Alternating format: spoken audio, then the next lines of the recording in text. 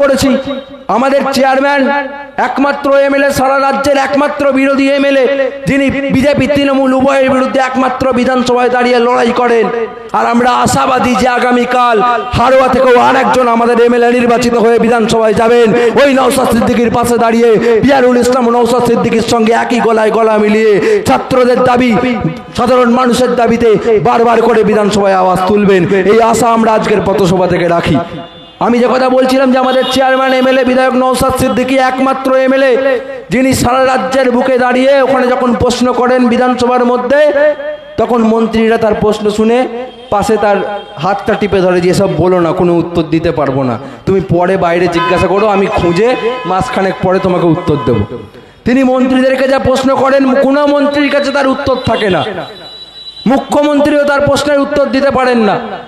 তিনি একমাত্র বিধায়ক, তিনি একমাত্র নেতা যিনি বলেছেন প্রাইমারি, সরকারি যে প্রাইমারি স্কুল সেইখানে 1 থেকে কম্পিউটার শিক্ষাকে বাধ্যতামূলক করতে হবে।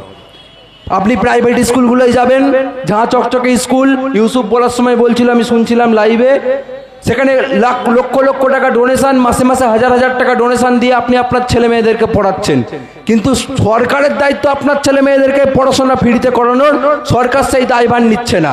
আপনারা সরকারকে প্রশ্ন করছেন না, উল্টে নিজের ছেলে মেয়েকে তো মানুষ করতেই হবে, সেই কারণে আপনারা প্রাইভেট স্কুলে দিচ্ছেন আপনার ছেলে মেয়েদেরকে, সেখানে লক্ষ লক্ষ টাকা ডোনেশন দিয়ে পড়াচ্ছেন। আর সমাজের পিছড়ে বর্গের মানুষ যাদের প্রাইমারি স্কুল ছাড়া গতি নেই, যাদের হাজার হাজার লাখ লাখ টাকা ডোনেশন দিয়ে ওই প্রাইভেট স্কুলে পড়ানোর ক্ষমতা নেই, তাদের ছেলে মেয়েগুলো কি শিখছে? কম্পিউটার শিখছে না, ড্রয়িং শিখছে না, কবিতা শিখছে না, কোয়ালিটি এডুকেশনই নেই। আর আমি কম্পিউটার তো দূরস্থান। তাই আমরা স্টুডেন্টস ফ্রন্ট আমরা দাবি করছি, আমাদের চেয়ারম্যান একমাত্র বিধায়ক যিনি দাবি করেছেন যে প্রাইমারি স্কুল থেকে কম্পিউটার শিক্ষাকে বাধ্যতামূলক করতে হবে, সরকারি স্কুলগুলোতে কম্পিউটার নিয়ে আসতে হবে এবং ক্লাস 1 থেকে সরকারিভাবে বিনামূল্যে প্রত্যেকটা স্কুলে কম্পিউটার শিক্ষা দিতে হবে।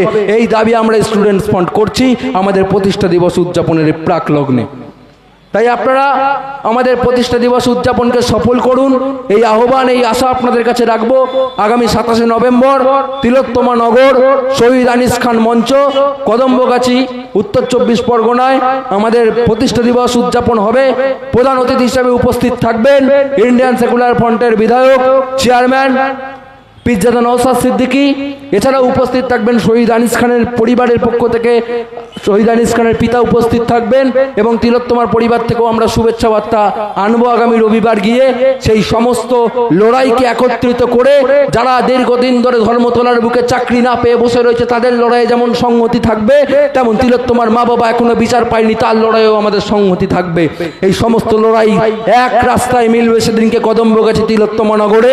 তাই আপনাদের সকলের কাছে আমাদের আহ্বান থাকবে, আসুন আমাদের এই প্রতিষ্ঠা দিবস উদযাপনকে সফল করার জন্য আমাদের সহযোদ্ধারা এই সমস্ত এলাকার ব্যবসায়িক বন্ধুদের কাছে যাচ্ছে, তারা যে যেমন পারবেন 10 টাকা 20 টাকা আমাদের সংগ্রামী তহবিলে দান করবেন।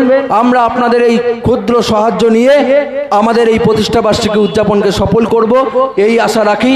আপনাদের সাহায্য ছাড়া আমাদের রেশন দুর্নীতির টাকা নেই, আমাদের মিড ডে মিল দুর্নীতির টাকা নেই, তাই আমাদের পক্ষে অত বড় প্রোগ্রাম করা সম্ভব নয়। তাই আপনারা প্রত্যেকে আসুন, আমাদের পাশে থেকে আমাদের সাহায্যের হাত বাড়িয়ে দিন।